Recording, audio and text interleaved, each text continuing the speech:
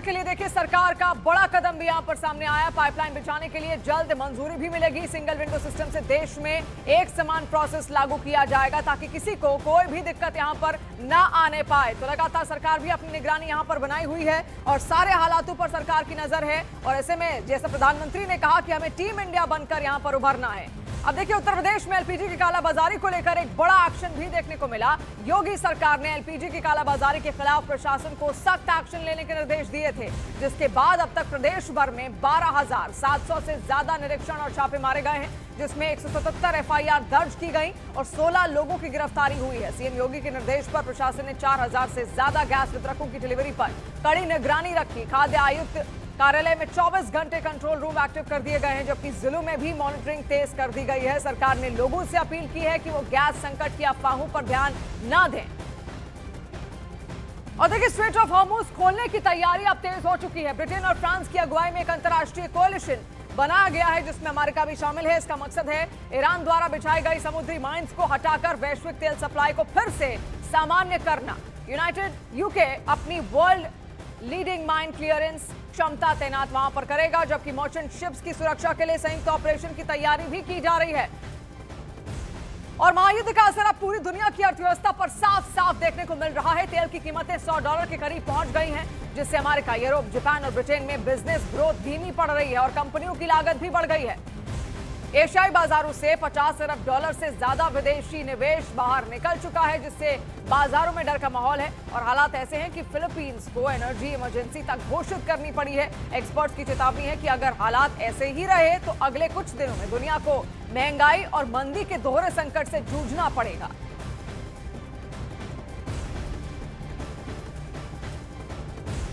और देखिए पश्चिम एशिया में जारी युद्ध अब सिर्फ क्षेत्रीय संघर्ष नहीं बल्कि वैश्विक अर्थव्यवस्था को हिलाने वाला संकट बन चुका है। ईरान और अमेरिका इजरायल के बीच बढ़ते तनाव ने तेल आपूर्ति की सबसे अहम धुरी हॉर्मुज स्ट्रेट को संकट में डाल दिया है और अब दुनिया भर पर इसका असर दिखाई दे रहा है।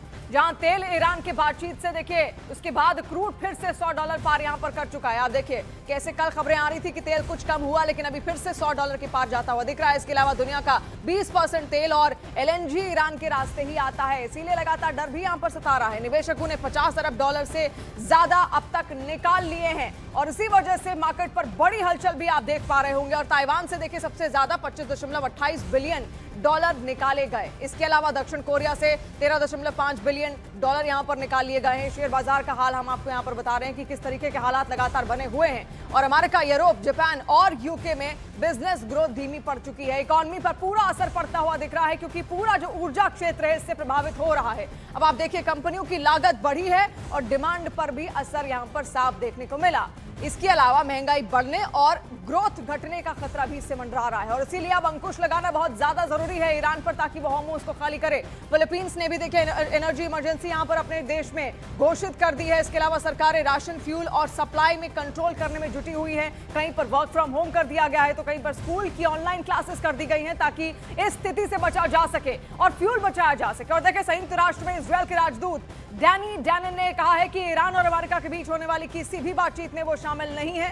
डैनन दावा उन्होंने किया कि इजरायल और अमेरिका इस वक्त भी ईरान में मिलिट्री टारगेट्स को निशाना बना रहे हैं और ऑपरेशन जारी रहेगा। उन्होंने कहा कि बातचीत कब शुरू होगी ये अलग बात है, लेकिन आखिर में हम यही सुनिश्चित करेंगे कि ईरान के पास न्यूक्लियर क्षमता और बैलिस्टिक मिसाइल क्षमता ना रहे। और देखिए लेबनान में हिजबुल्लाह के खिलाफ इजरायल का एक और बड़ा एक्शन सामने यहां पर आया, जहां पर आईडीएफ ने हिजबुल्लाह के आर्थिक नेटवर्क को निशाना बनाया है और निशाना बनाते हुए कई फ्यूल स्टेशनों को तबाह भी कर दिया, जिनसे संगठन को करोड़ों डॉलर की फंडिंग मिलती थी। इसके साथ ही लिटानी नदी पर मौजूद एक अहम क्रॉसिंग पॉइंट पर भी हमला कर दिया गया, जिसका इस्तेमाल हिजबुल्लाह उत्तर और दक्षिण के बीच मूवमेंट के लिए करता था। इजरायली सेना का दावा है कि इन हमलों से हिजबुल्लाह की आर्थिक और ऑपरेशनल क्षमता को बड़ा झटका लगा है। ये तस्वीर भी आप देखिए किस तरीके से यहां ध्वस्त किया जा रहा है उस पुल को, जहां से काफी ज्यादा मात्रा में हथियार या फिर और तरीके के ड्रग्स की सप्लाई भी यहां पर हिजबुल्लाह यहां करता था। और इजरायल में जिस तरीके से उसने कई झटके यहां पर इजरायल को दिए, एक ये झटका हिजबुल्लाह की तरफ से इजरायल को मिलता हुआ। और देखिए ईरान ने